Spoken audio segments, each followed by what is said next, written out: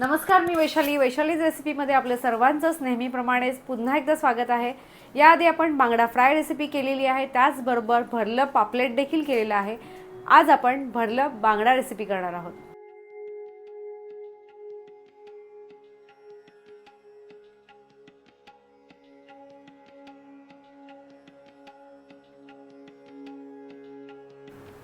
बाहेरून क्रिस्पी आणि आतून ग्रीन चटणी असणारे असे ज्युसी मस्त भरली बांगडे फ्राय करायचे। चपाती किंवा तुमच्या आवडत्या कोणत्याही भाकरीबरोबर असे गरम गरम खायचे।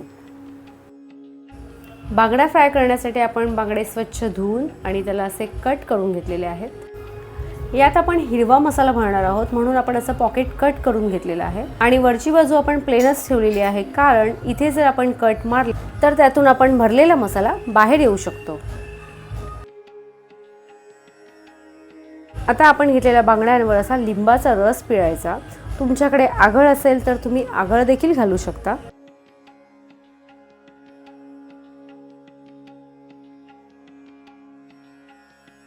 लिंबाचा रस पिळून झाल्यावर आपण यावर मीठ घालायचं आणि त्याचबरोबर हळद।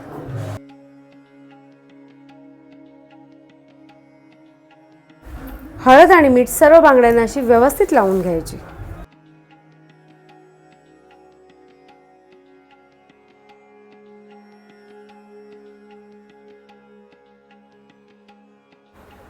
मिक्सरचं भांडं घ्यायचं, 3 मोठे चमचे किसलेलं ओलं खोबरं, त्याचबरोबर 4 हिरव्या मिरच्या। हिरव्या मिरचीचं प्रमाण तुम्ही आवडीनुसार कमी जास्त करू शकता। त्याचबरोबर अद्रकचे तुकडे, लसूण, चवीपुरतं मीठ, पुदिना आणि पुदिनाच्या डबल प्रमाणात देठासकट स्वच्छ धुवून घेतलेली कोथिंबीर, थोडंसं पाणी।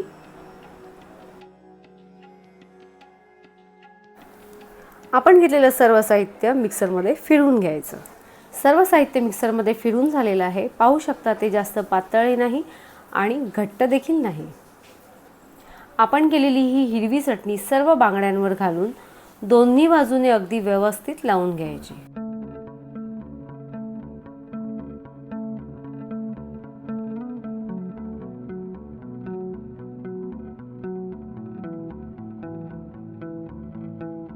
चटणी बांगड्यांना दोन्ही बाजूने लावून झाल्यावर बांगड्याला आपण असं कट केलेलं आहे, या कटमध्ये आपण अशी चटणी भरायची।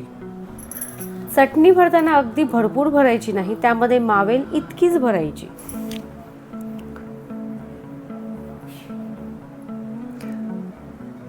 आपण घेतलेल्या सर्व बांगड्यांना चटणी व्यवस्थित लावून त्यामध्ये भरूनही झालेली आहे। गरम मसाला पावडर, धणे जिरे पावडर, लाल मिरची पावडर, हळद, मीठ आणि त्याचबरोबर बारीक रवा।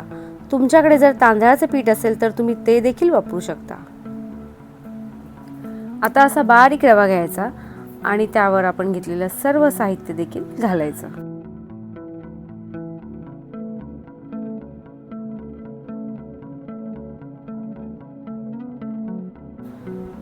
आणि ते अगदी व्यवस्थित मिक्स करून घ्यायचं।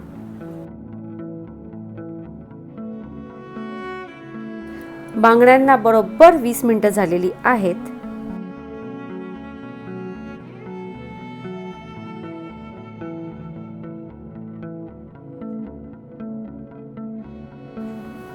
आपण घेतलेल्या सर्व बांगड्यांना रवा आणि त्यामध्ये घातलेलं सर्व साहित्य असं लावून घ्यायचं।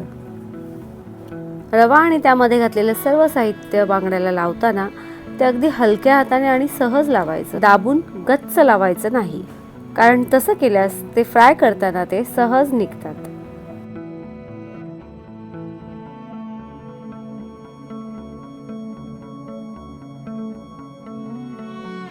आपण तव्यामध्ये घातलेलं तेल देखील गरम झालेलं आहे। आता गॅसची फ्लेम लो करून असे बांगडे फ्राय करायला घ्यायचे। बांगडे तव्यावर घातल्यावर गॅसची फ्लेम मीडियम करायची आणि लो टू मीडियम फ्लेवर आपण बांगडे फ्राय करून घ्यायचे। बांगडे एका बाजूने फ्राय करून झाल्यावर ते असे हलक्या हाताने पलटायचे। घाई करायची नाही, नाहीतर तेल आपल्या अंगावर उडू शकतं. बांगडे दोन्ही साईडने व्यवस्थित फ्राय करून झाले की ते असे तव्याच्या कडेला करायचे. त्यामुळे बांगड्यातील सर्व तेल तव्यामध्येच नितळतं.